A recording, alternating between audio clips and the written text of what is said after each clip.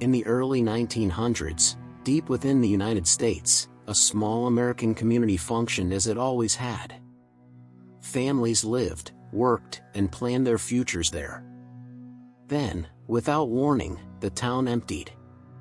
What remained was silence, and no official explanation was ever recorded. At the turn of the 20th century, the United States was defined by movement and expansion.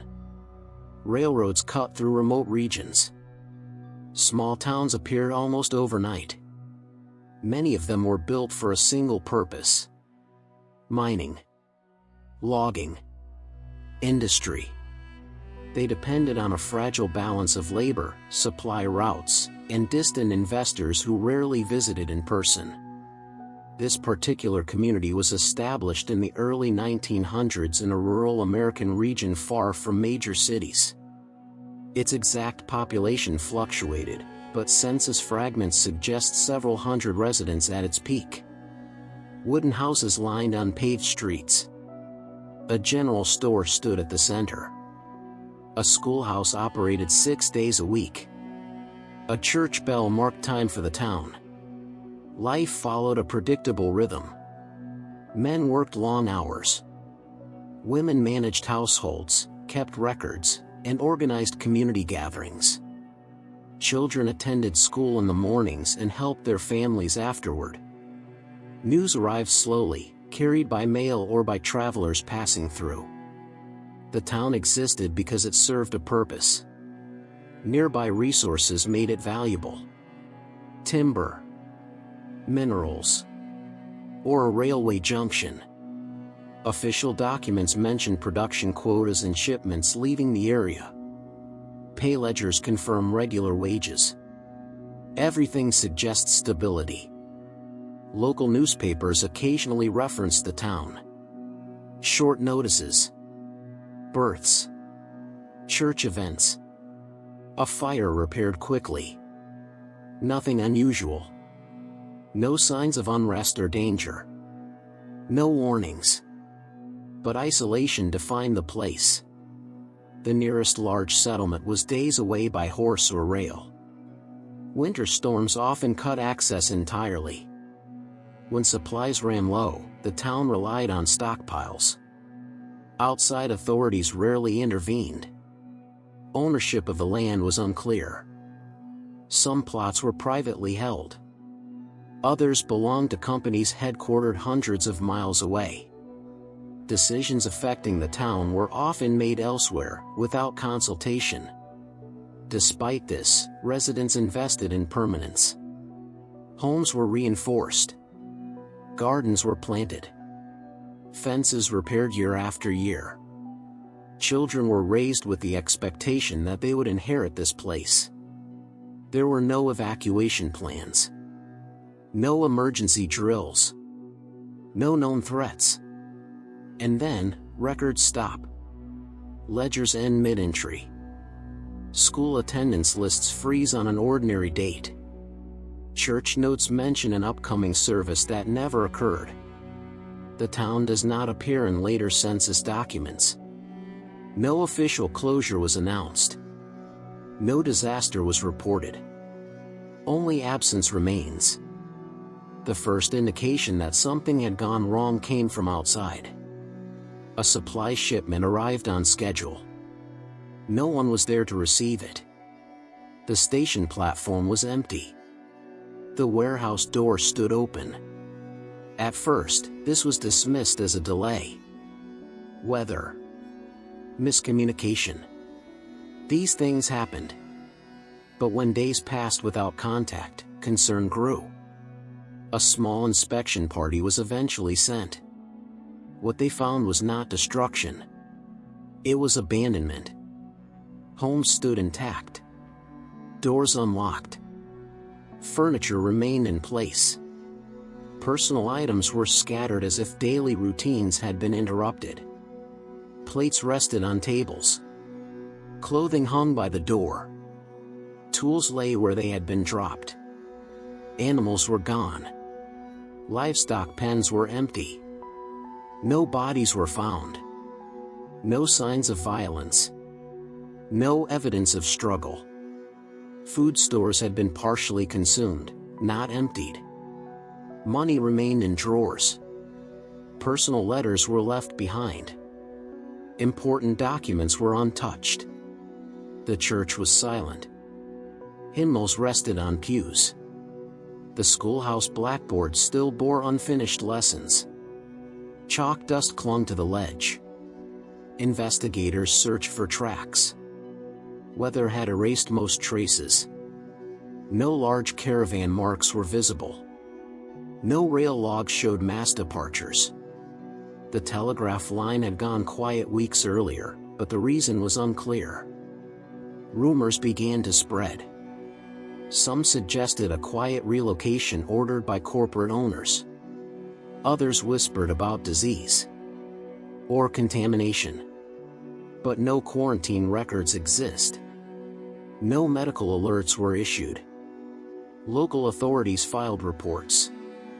They were brief, inconclusive. Responsibility shifted between agencies. No department claimed jurisdiction. The town's name faded from maps within a few years. Rail routes were adjusted. Supply contracts were canceled. The land was absorbed into broader administrative zones. Occasional travelers reported seeing the place still standing, slowly decaying. Nature reclaiming structures inch by inch. No personal accounts from former residents ever surfaced. No letters written from elsewhere. No reunions. No legal claims for abandoned property. It was as if an entire community had stepped out of history at once. Years later, a more thorough investigation was attempted. It came too late. Buildings had collapsed. Roofs caved in. Paper records had rotted away. What could have explained the disappearance was already lost. Investigators reconstructed timelines. The last confirmed activity occurred within a narrow window. Days, not weeks. The town functioned normally. Then it did not. No fires were recorded. No floods. No seismic events. No military involvement. The absence of catastrophe was the most disturbing element. Entire families vanished together. Elderly residents, children, workers, clergy, teachers. No demographic was spared. Theories multiplied. Voluntary departure seemed unlikely. Too many possessions were left behind. Panic evacuation was unsupported. There were no signs of haste. The idea of forced removal surfaced. But by whom? And why? No transportation capacity existed to move hundreds unnoticed. No documentation supports such an action. Disease was considered. Yet no mass graves were found. No medical correspondence survives. The silence around the event became total. Eventually, funding for further study ended. Files were archived, classified under minor historical anomalies. Not important enough to pursue. The town remained empty. The town did not vanish all at once. It faded. For a time, it still appeared on regional maps. A name without context. A dot without explanation. Travelers passed nearby and did not stop. Those who did found no answers. Only structures standing longer than their purpose. Wood dried and cracked. Paint peeled away. Windows clouded with dust. Inside the houses, time stalled. Tables remained where families had last used them. Chairs were pushed back as if someone had just stood up. Beds were made. Shoes were left by doors. There was no sign of return. No indication of preparation. No evidence of closure. The school never reopened. Lessons remained unfinished. Children's names stayed written in old ledgers that no one read again. The church bell never rang. Services were never resumed. Faith left no record of departure. Season after season passed. Snow filled the streets. Then melted. Rain followed. Then drought. Nature moved slowly but with certainty. Grass pushed through floorboards. Insects nested in walls. Birds settled where voices once gathered. The roads lost their edges. Paths disappeared. What had once connected the town to the outside world began to dissolve. Officials did not return. Files remained archived. Questions stayed unanswered. The town was never declared a disaster site. Never marked as evacuated. Never preserved. It simply became irrelevant. Over time, the memory of the place fractured. The name was misspelled in later references. Then omitted entirely. Eventually, it stopped appearing at all. No descendants came forward. No claims were made. No photographs were formally collected.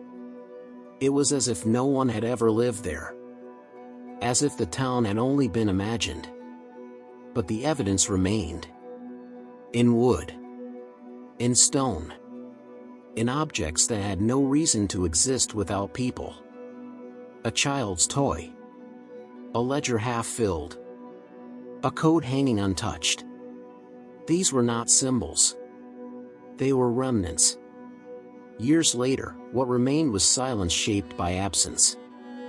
A place where sound carried too far. Where footsteps echoed without response. The land absorbed the town without resistance. Structures collapsed. Foundations sank. Traces vanished. What could not be erased was the gap it left behind. In records. In continuity. In explanation. History moved forward without acknowledging the interruption. The early 20th century progressed. Wars were recorded. Cities expanded. Other towns rose and fell with documentation intact. This one did not. It left no final message. No warning. No resolution. Only the certainty that something ended. Quietly. Completely. And when the last wall fell. When the last document turned to dust. When the last reference disappeared from memory. The town was no longer abandoned. It was forgotten. Not destroyed. Not remembered. Just gone. Thank you for watching. New historical stories are published regularly.